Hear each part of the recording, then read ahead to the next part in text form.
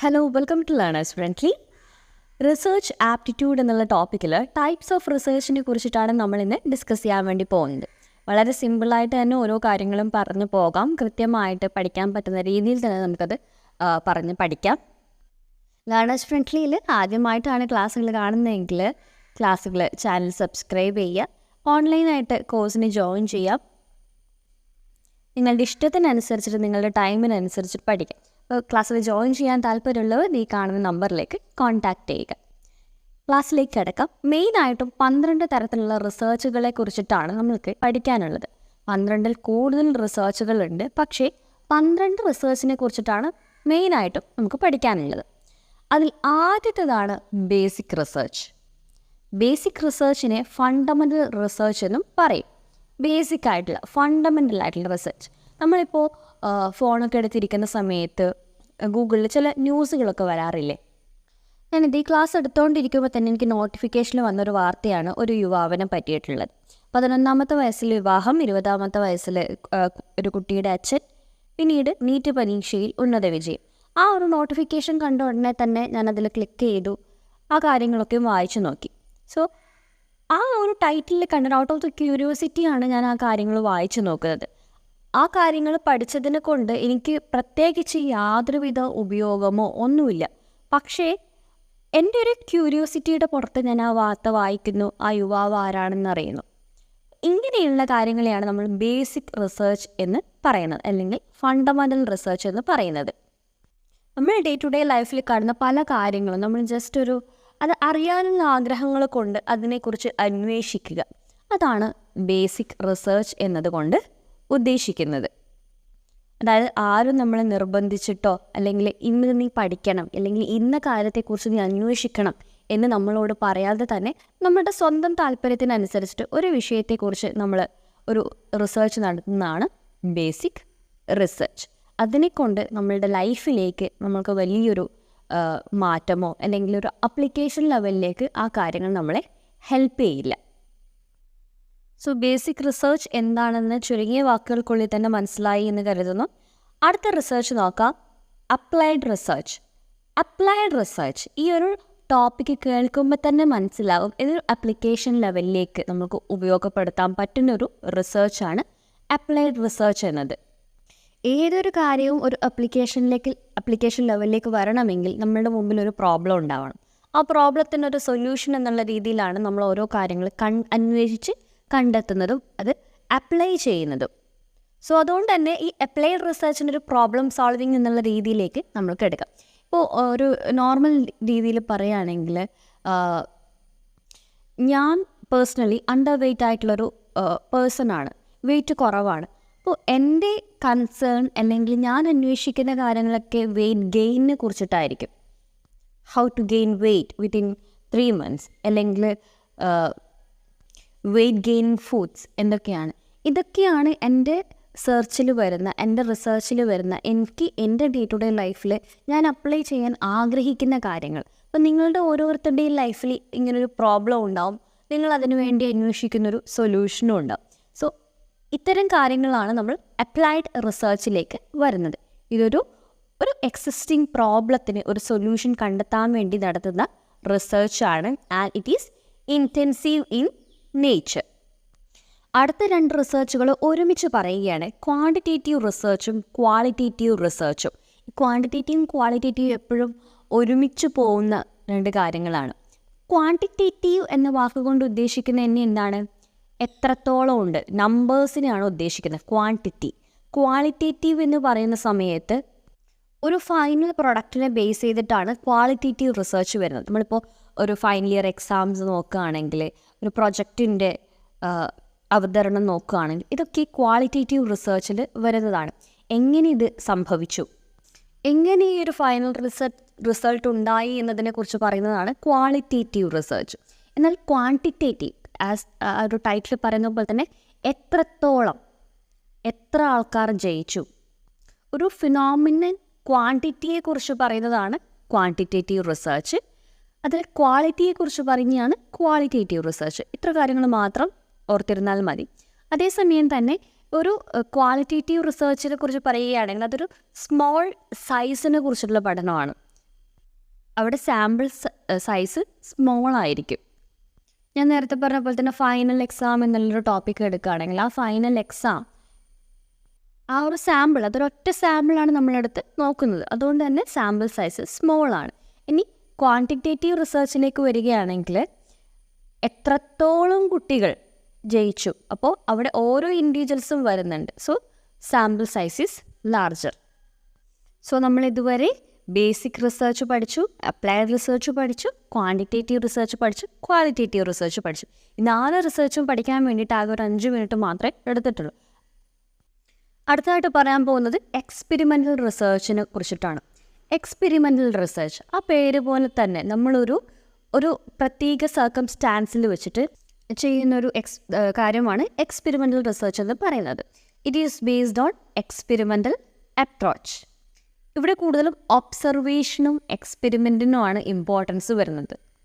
Experimental റിസർച്ചിന് ഒരു experimental ഗ്രൂപ്പും ഉണ്ടാവും, ഒരു കൺട്രോൾഡ് ഗ്രൂപ്പും ഉണ്ടാവും. ചില ആൾക്കാർക്ക് പഠിക്കാൻ വേണ്ടിയിട്ട് എന്തെങ്കിലും ഒരു എക്സ്റ്റേണൽ നോയ്സിൻ്റെ സഹായം ഉണ്ടാവും. അതായത് ചില ആൾക്ക് TV വെച്ചാൽ മാത്രമേ പഠിക്കാൻ വേണ്ടി പറ്റുള്ളൂ, അല്ലെങ്കിൽ റേഡിയോയിൽ പാട്ട് വെച്ചാൽ മാത്രമേ പഠിക്കാൻ വേണ്ടി പറ്റുള്ളൂ. അതായത് പഠിക്കുന്ന സമയത്ത് നിശബ്ദമായിട്ടിരിക്കാൻ പാടില്ല, എന്തെങ്കിലും ഒരു സൗണ്ട് അടുത്ത് വേണം എന്ന് ചിന്തിക്കുന്ന ആൾക്കാരുണ്ട്. അതിന് ആ ഒരു സിറ്റുവേഷൻ എടുക്കുകയാണെങ്കിൽ ഈ ഒരു എക്സ്റ്റേണൽ നോയ്സിൻ്റെ സഹായത്തോടു കൂടി പഠിക്കുന്ന ആൾക്കാർ, അവരെ നമ്മൾക്ക് എക്സ്പെരിമെൻ്റൽ ഗ്രൂപ്പ് എന്ന് എടുക്കാം. ഇനി ഈ നോയ്സ് ഒന്നും ഇല്ലാണ്ട് സൈലൻ്റ് ആയിട്ടുള്ള ഒരു സ്ഥലത്ത് പോയിരുന്ന് പഠിക്കുന്ന ആൾക്കാർ, അതിനെ കൺട്രോൾ ഗ്രൂപ്പ് എന്ന് വിളിക്കാം. ഈ 2 സിറ്റുവേഷനും ഒന്ന് നമ്മൾ പഠിക്കുന്ന സമയത്ത്, അതിനെക്കുറിച്ച് റിസർച്ച് ചെയ്യുന്ന സമയത്ത് ഒരു എക്സ്റ്റേണൽ നോയ്സിൻ്റെ സഹായത്തോടു കൂടി പഠിക്കുന്നവരാണോ ആൾക്കാർക്കാണോ കൂടുതൽ പഠിക്കാൻ സാധിക്കുന്നത്, അല്ലെങ്കിൽ സൈലൻ്റ് ആയിട്ടിരുന്ന് പഠിക്കുന്ന ആൾക്കാർക്കാണോ കൂടുതൽ പഠിക്കാൻ സാധിക്കുന്നത്? ഇതൊരു എക്സ്പെരിമെൻ്റ് ആയിട്ട് എടുക്കാം. അതുകൊണ്ട് തന്നെ ഈ ഒരു എക്സ്പെരിമെൻ്റൽ റിസർച്ചിൽ ഒരു ഇൻഡിപെൻഡൻറ്റ് വേരിയബിളും ഉണ്ടാവും, ഡിപ്പെൻഡൻറ്റ് വേരിയബിളും ഉണ്ടാവും. ഞാൻ പറഞ്ഞ കേസിലാണെങ്കിൽ ഏതാണ് ഇൻഡിപെൻഡൻറ്റ് വേരിയബിളായിട്ട് നിൽക്കുന്നത്? ഇൻഡിപെൻഡൻറ്റ് വേരിയബിൾ എന്ന് പറയുന്നത് എക്സ്റ്റേണൽ നോയ്സ് ആണ്. അതായത് TV-യിൽ നിന്നോ പുറത്ത് ഒരു പാട്ട്, ഒരു സോങ്, അതിനെ നമ്മൾക്ക് ഇൻഡിപെൻഡൻറ്റ് വേരിയബിൾ എന്ന് വിളിക്കാം. അതിനെ ഡിപ്പെൻഡ് ചെയ്യുന്നത് ആരാണ്? ആ മ്യൂസിക്കിൻ്റെ സഹായം അല്ലെങ്കിൽ ഒരു എക്സ്റ്റേണൽ സൗണ്ട് ഉണ്ടെങ്കിൽ മാത്രമേ പഠിക്കാൻ കഴിയൂ എന്ന് ചിന്തിക്കുന്ന കുട്ടികളെയാണ് നമ്മൾ ഡിപ്പെൻഡൻറ്റ് വേരിയബിൾ എന്ന് വിളിക്കുന്നത്. സോ ഇത്രയേ ഉള്ളൂ. എക്സ്പെരിമെൻ്റൽ റിസർച്ചിൽ ഒരു ഇൻഡിപെൻഡൻറ്റ് വേരിയബിൾ ഉണ്ടാവാം, ഡിപ്പെൻഡൻറ്റ് വേരിയബിൾ ഉണ്ടാവും. ഇൻഡിപെൻഡൻറ്റ് വേരിയബിളും ഡിപ്പെൻഡൻറ്റ് വേരിയബിളും ഉള്ളവരെ നമ്മൾ എക്സ്പെരിമെൻ്റൽ ഗ്രൂപ്പ് എന്ന് വിളിക്കുന്നു. ഇൻഡിപെൻഡൻറ്റ് വേരിയബിൾ ഇല്ലാത്ത കൂട്ടത്തിനെ നമ്മൾ കൺട്രോൾഡ് ഗ്രൂപ്പ് എന്ന് വിളിക്കുന്നു. ഇതിന് രണ്ടിനെയും തമ്മിൽ ഒന്ന് കമ്പയർ ചെയ്തിട്ട് അതിനെക്കുറിച്ച് ഒബ്സർവ് ചെയ്തിട്ട് പഠിക്കുന്നതിനെയാണ് എക്സ്പെരിമെൻ്റൽ റിസർച്ച് എന്ന് പറയുന്നത്. എക്സ്പെരിമെൻ്റൽ റിസർച്ച് പോലെ തന്നെ വരുന്ന മറ്റൊരു റിസർച്ചാണ് ലബോറട്ടറി റിസർച്ച് എന്ന് പറയുന്നത്. ഒരു വെൽ കൺട്രോൾഡ് എൻവയോൺമെൻറ്റിൽ നടത്തുന്ന റിസർച്ചിനെയാണ് ലബോറട്ടറി റിസർച്ച് എന്ന് വിളിക്കുന്നത്.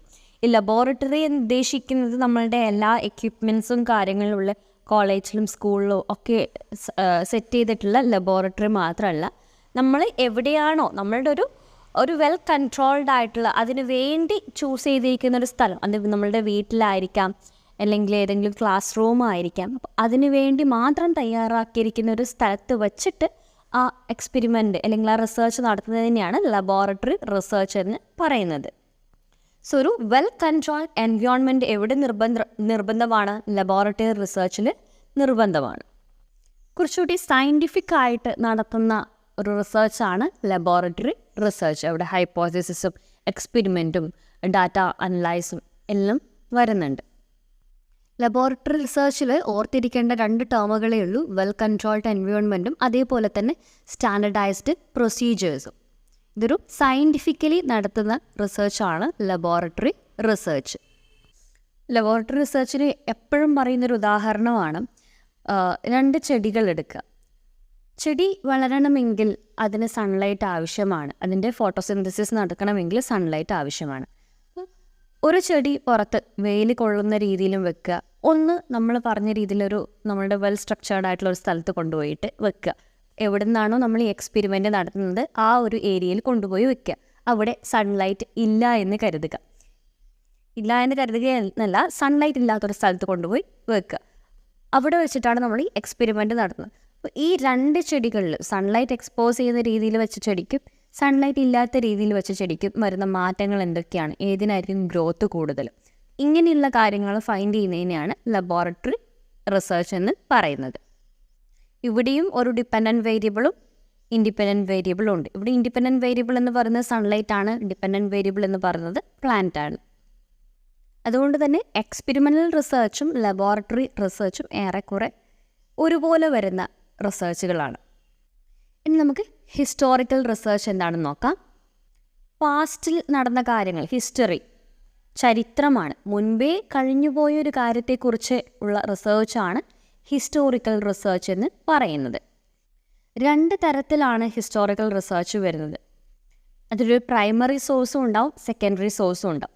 പ്രൈമറി സോഴ്സ് എന്ന് പറയുന്നത് ആരാണോ ആ ഒരു ഇവൻ്റ് പണ്ട് കാലത്ത് നടന്ന ആ ഒരു കാര്യത്തെക്കുറിച്ചിട്ട് ഡീറ്റെയിൽ ആയിട്ടുള്ളൊരു എക്സ്പ്ലനേഷൻസ് തരാൻ പറ്റുന്നൊരു ഐ വിറ്റ്നസ്സിനെ നമ്മൾക്ക് എന്ത് വിളിക്കാം, പ്രൈമറി സോഴ്സ് എന്ന് വിളിക്കാം. ഇപ്പോൾ ടൈറ്റാനിക് എന്നുള്ള മൂവി എടുക്കുക. ഇപ്പോൾ ടൈറ്റാനിക് ആ ഒരു കപ്പൽ മുങ്ങിപ്പോയ കാര്യങ്ങൾ അതിനെക്കുറിച്ചിട്ട് ഏറ്റവും വിശദമായിട്ട് പറയാൻ പറ്റുന്ന വ്യക്തി ആ കപ്പലിൽ യാത്ര ചെയ്തിട്ടുള്ളൊരു വ്യക്തിയായിരിക്കും. പലരും പറഞ്ഞു കേട്ട കാര്യങ്ങളെക്കുറിച്ചിട്ടല്ലാണ്ട് അത് എക്സ്പീരിയൻസ് ചെയ്ത വ്യക്തി തന്നെ ആ കാര്യങ്ങൾ പറയുമ്പോൾ അതിന് കുറച്ചും കൂടി എന്തുണ്ടാവും, ജെന്യുവിൻ ആയിരിക്കും, ഓതൻറ്റിക് ആയിരിക്കും.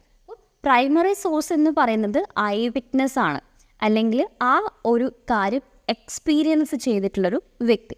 ഇനി സെക്കൻഡറി സോഴ്സ് ഇത് പലരും പറഞ്ഞ് കേട്ടറിവ് വെച്ചിട്ടോ അല്ലെങ്കിൽ ഏതെങ്കിലും ഒരു പുസ്തകം വായിച്ചിട്ടോ ഒക്കെ അല്ലെങ്കിൽ ഒരു ഡോക്യുമെൻ്ററി കണ്ടിട്ടോ ഒരു ഈവൻറ്റിനെ കുറിച്ചിട്ട് നമുക്ക് മനസ്സിലാക്കാൻ പറ്റുന്നുണ്ടെങ്കിൽ അതാണ് സെക്കൻഡറി സോഴ്സ് എന്ന് പറയുന്നത്. അപ്പോൾ അതിൽ ബുക്സ് വരാം, ഡോക്യുമെൻറ്റ്സ് വരാം, അല്ലെങ്കിൽ അതിനെക്കുറിച്ച് പഠിച്ചിട്ടുള്ളൊരു വ്യക്തിയാവാം. ഇതൊക്കെയും സെക്കൻഡറി സോഴ്സസ് ആണ്. ഏറ്റവും കൂടുതൽ ജെന്യുവിൻ ആയിട്ട് നമ്മൾക്ക് ഒരു കാര്യത്തെക്കുറിച്ച് മനസ്സിലാക്കണമെങ്കിൽ അവിടെ പ്രൈമറി സോഴ്സ് ഉണ്ടായിരിക്കണം. എന്തിനു വേണ്ടിയിട്ടാണ് ഹിസ്റ്റോറിക്കൽ റിസർച്ച് നടത്തുന്നത്? ഒരു പാസ്റ്റ് ഇവൻറ്റിൽ നടന്ന കാര്യങ്ങളെക്കുറിച്ച് മനസ്സിലാക്കിയിട്ട് അത് ഫ്യൂച്ചറിൽ എന്തായിരിക്കും അതിൻ്റെ ഒരു റിസൾട്ട് എന്ന് മനസ്സിലാക്കാൻ വേണ്ടിയിട്ടാണ് ഹിസ്റ്റോറിക്കൽ എക്സ്പെരിമെൻ്റ് നടത്തുന്നത്. ഇപ്പോൾ ഈ കൊറോണയുടെ സമയത്ത്, കൊറോണ ഒരു പാൻഡമിക് ആയിരുന്നു, പക്ഷേ ഈ കോവിഡ് എന്ന സംഭവം നമ്മുടെ രാജ്യത്ത് ആദ്യമായിട്ട്, നമ്മുടെ രാജ്യത്ത് നല്ല നമ്മുടെ ലോകത്ത് ആദ്യമായിട്ട് എല്ലാവരും അനുഭവിക്കുന്ന, എക്സ്പീരിയൻസ് ചെയ്തൊരു സംഭവമാണ്. അതൊരു പാൻഡമിക് ആയിട്ട് ഡിക്ലെയർ ചെയ്തു. ആ സമയത്ത് മുമ്പ് നടന്നിരുന്ന പാൻഡമിക്കുകളെ കുറിച്ചിട്ട് പഠനം നടന്നു. മുൻപ് നടന്നിട്ടുള്ള പാൻഡമിക്കുകൾ ലോകത്ത് എത്രത്തോളം മാറ്റങ്ങൾ വരുത്തിയിട്ടുണ്ട്, എത്രത്തോളം ആൾക്കാർ അതിൽ മരണപ്പെട്ടിട്ടുണ്ട്, ഇതിൻ്റെ ആഫ്റ്റർ എഫക്ട്സ് എന്തായിരിക്കും, ഇതൊക്കെയും ഇങ്ങനെയൊക്കെയുള്ള പല കാര്യങ്ങളെക്കുറിച്ചിട്ടും പഠനം നടത്തിയിട്ടുണ്ട്. അപ്പോൾ ഇതൊരു ഹിസ്റ്റോറിക്കൽ റിസർച്ചാണ്. പാസ്റ്റ് ഇവൻറ്റിനെ കുറിച്ചിട്ട് പഠിക്കുക, അന്വേഷിക്കുക, ഇതാണ് ഹിസ്റ്റോറിക്കൽ റിസർച്ച്. അതിൻ്റെ പർപ്പസ് എന്താണ്? ഫ്യൂച്ചറിൽ നടക്കാൻ പോകുന്ന കാര്യങ്ങൾ അല്ലെങ്കിൽ കറണ്ട് സമയത്ത് നടക്കുന്ന കാര്യങ്ങളെ കുറച്ചുകൂടി മനസ്സിലാക്കാൻ വേണ്ടിയിട്ടാണ് ഹിസ്റ്റോറിക്കൽ റിസർച്ച് നടത്തുന്നത്. ഈ പാൻഡമിക്കിനെ കുറിച്ചിട്ട് റിസർച്ച് ചെയ്തുകൊണ്ട് തന്നെ കോവിഡിന് നമ്മൾ എത്രയും പെട്ടെന്നൊരു വാക്സിൻ കണ്ടെത്തിയില്ലെങ്കിൽ ഇത് പടർന്നു പിടിച്ച് ഒരുപാട് ആൾക്കാരുടെ മരണത്തിന് കാരണമാക്കും എന്നൊക്കെയുള്ള കാര്യങ്ങൾ മനസ്സിലാക്കുന്നതും അതിനൊരു പ്രിവെൻറ്റീവ് മെഷേഴ്സ് എടുക്കാൻ പറ്റിയതൊക്കെ ഈ ഹിസ്റ്റോറിക്കൽ റിസർച്ച് കാരണമാണ്. അടുത്തായിട്ട് ഞാൻ പറയാൻ വേണ്ടി പോകുന്നത് എക്സ്പോസ്ഡ് ഫാക്ടോ റിസർച്ചിനെ കുറിച്ചിട്ടാണ്. എക്സ്പോസ്ഡ് ഫാക്ടോ സ്റ്റഡി ഇതൊരു ലാറ്റിൻ ടേമാണ്. ആഫ്റ്റർ ദ ഫാക്ട് എന്നാണ് എക്സ്പോസ്ഡ് ഫാക്ടോ എന്നതുകൊണ്ട് ഉദ്ദേശിക്കുന്നത്. പോസ്റ്റ് ആഫ്റ്റർ ആണ്. സോ ആഫ്റ്റർ ദ ഫാക്ട് ആരാണോ ഈ റിസർച്ച് നടത്തുന്നത് ആ റിസർച്ചറിൻ്റെ ഇൻ്റർഫെറൻസ് ഒന്നുമില്ലാണ്ട് നടന്ന ഒരു കാര്യത്തെക്കുറിച്ചിട്ട്, അദ്ദേഹം ഇൻ്റർഫിയർ ചെയ്യാണ്ട് നടന്ന ഒരു കാര്യത്തെക്കുറിച്ചിട്ടുള്ള റിസർച്ചിനെയാണ് എക്സ്പോസ് ഫാക്ടോ റിസർച്ച് എന്ന് പറയുന്നത്. ഇവിടെ റിസർച്ചറിൻ്റെ ഇൻ്റർഫിയറൻസ് ഇല്ല എന്ന് പറയാൻ കാരണം ഓൾറെഡി ഒക്കേർഡ് ആയിട്ടുള്ള എന്തെങ്കിലും ഒരു ഫാക്റ്റിനെ കുറിച്ചിട്ടാണ് ഇവർ റിസർച്ച് ചെയ്യാൻ വേണ്ടി പോകുന്നത്. ഞാനൊരു സിറ്റുവേഷൻ പറയാം. മുൻപ് നടന്നിട്ടുള്ളൊരു സ്റ്റഡിയാണ്. അതായത് ഒരുപാട് ആൾക്കാരുടെ ഉറക്കം നഷ്ടപ്പെടുത്തിക്കൊണ്ടുള്ളൊരു റിസർച്ച്.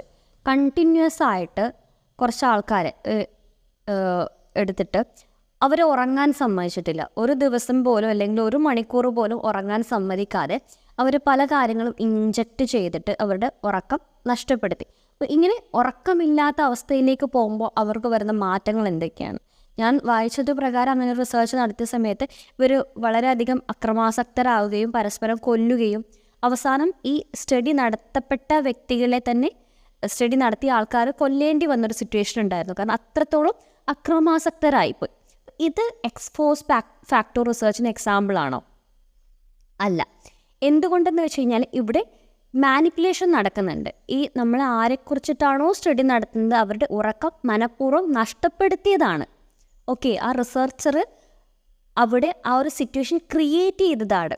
അതുകൊണ്ട് തന്നെ ഇതെന്തല്ല, എക്സ്പോസ് ഫാക്ടർ റിസർച്ച് അല്ല. ഇനി പകരം ഉറക്കം നഷ്ടപ്പെട്ടൊരു വ്യക്തി, ആരും ഒന്നും ചെയ്യാതെ തന്നെ കണ്ടിന്യൂസ് ആയിട്ട് ഉറങ്ങാൻ പറ്റാത്തൊരു വ്യക്തിയെക്കുറിച്ചിട്ട് പഠനം നടത്തുകയാണെങ്കിൽ അത് എക്സ്പോസ് ഫാക്ടർ റിസർച്ചാണ്.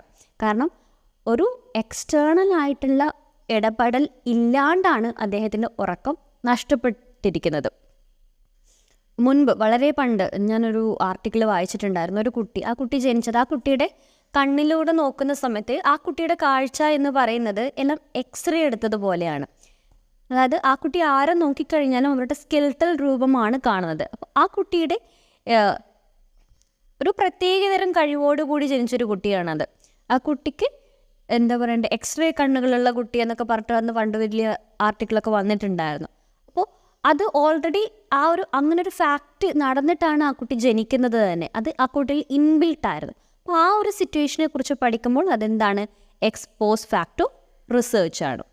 കാര്യം വ്യക്തമായി എന്ന് മനസ്സിലാവുന്നു. എന്തെങ്കിലും ഡൗട്ട് ഉണ്ടെങ്കിൽ കമൻറ്റ് ചെയ്യുക.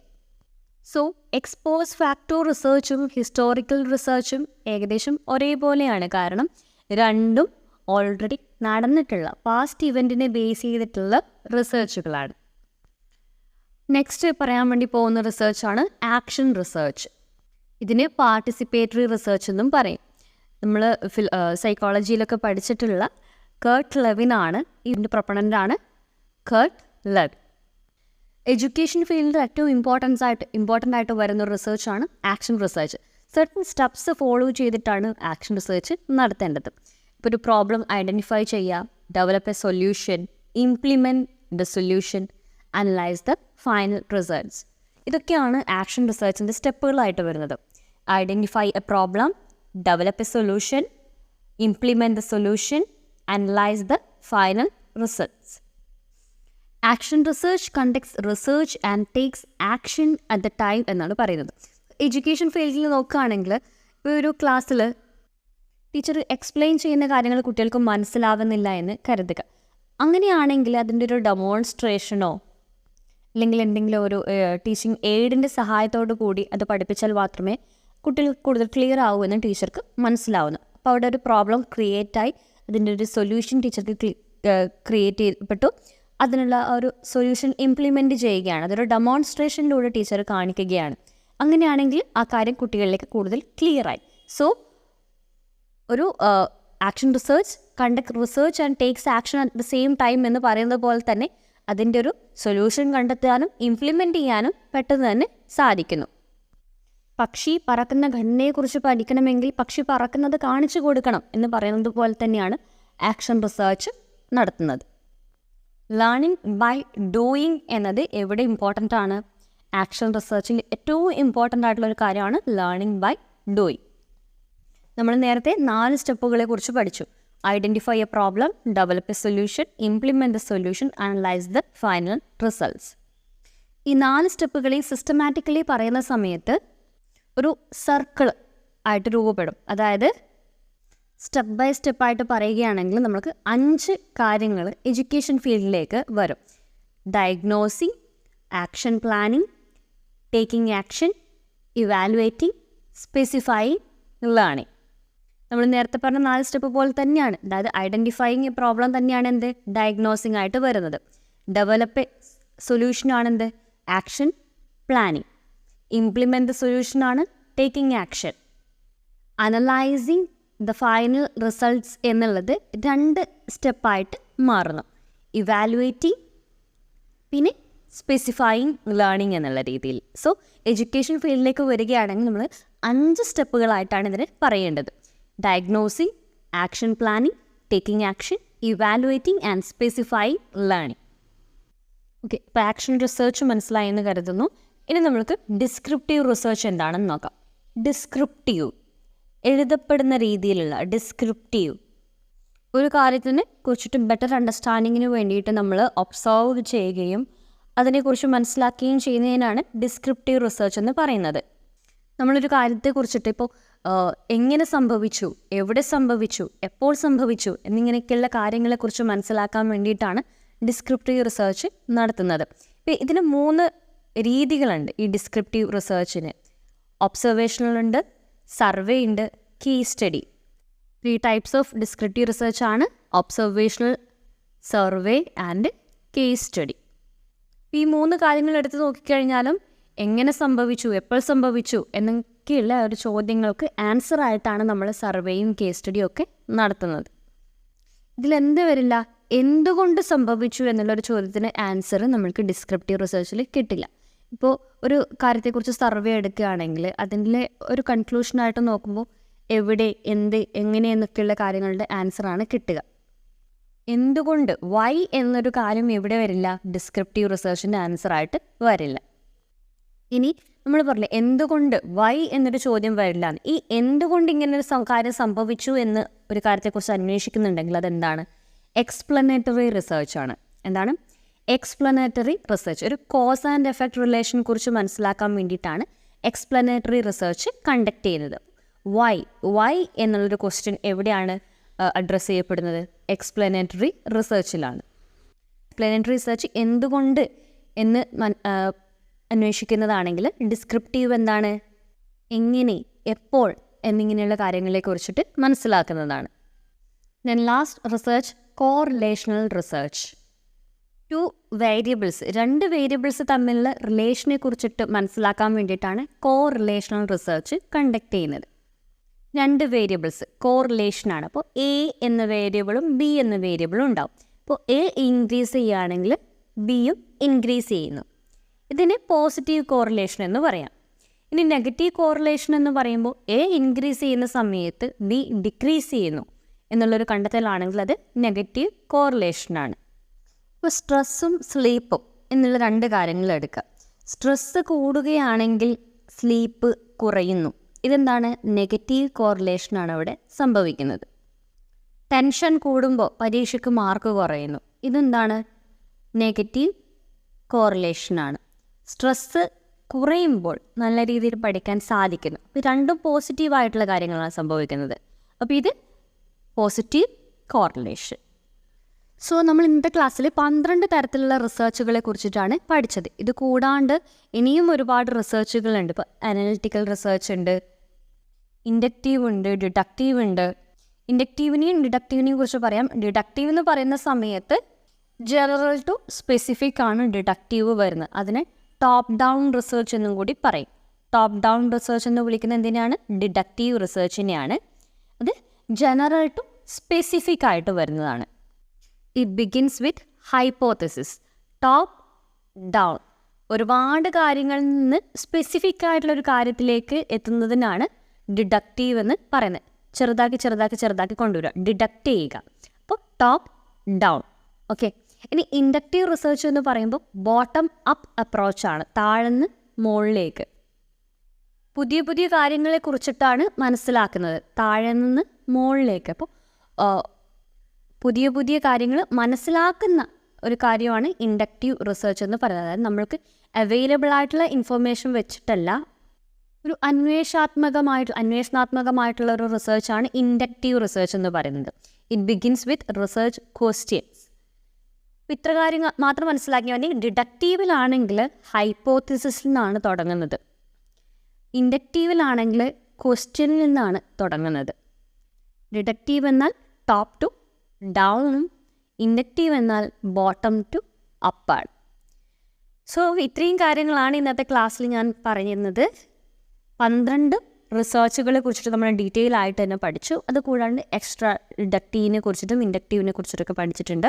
സോ ലേണേഴ്സ് ഫ്രണ്ട്ലിയിൽ ഓൺലൈൻ കോഴ്സിന് ജോയിൻ ചെയ്യാൻ താല്പര്യമുള്ളവരാണെങ്കിൽ ഈ കാണുന്ന നമ്പറിൽ കോൺടാക്റ്റ് ചെയ്യുക. ഇപ്പോൾ ഒരു 25 മിനിറ്റ് കൊണ്ട് നമ്മളൊരു വലിയ ടോപ്പിക്കാണ് കവർ ചെയ്തിരിക്കുന്നത്. 3-4 മണിക്കൂർ എടുത്ത് പഠിക്കേണ്ട ഒരു കാര്യമാണ് 25 മിനിറ്റിനുള്ളിൽ ഞാൻ എക്സ്പ്ലെയിൻ ചെയ്തിരിക്കുന്നത്. പരത്തി പഠിക്കാതെ ആവശ്യമുള്ള കാര്യങ്ങളെടുത്ത് പഠിച്ചിട്ട് സ്മാർട്ടായിട്ട് എക്സാം ക്ലിയർ ചെയ്യാൻ വേണ്ടി പഠിക്കും. Thank you.